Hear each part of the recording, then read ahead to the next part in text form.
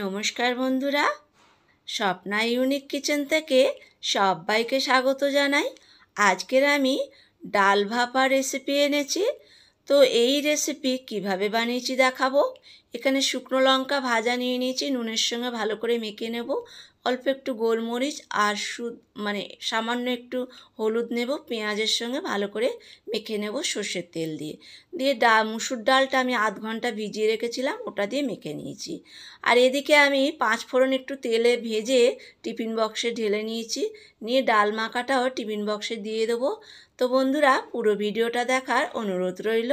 আর এখানে টিফিন বক্সের ঢাকনাটা আটকে দিয়ে ভাতের মধ্যে দিয়ে দেব।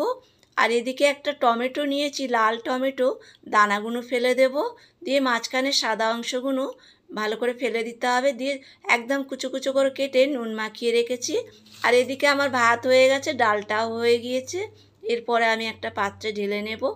নিয়ে এখানে কাঁচা লঙ্কা আমি কুচো কুচো করে কেটে রেখেছিলাম, ওপর থেকে দিয়ে দেব টমেটো কোচানো, সামান্য একটু তেল আর কাঁচা লঙ্কা কোচানো দিয়ে দিলাম। দিয়ে এরপরে পরিবেশন করছি।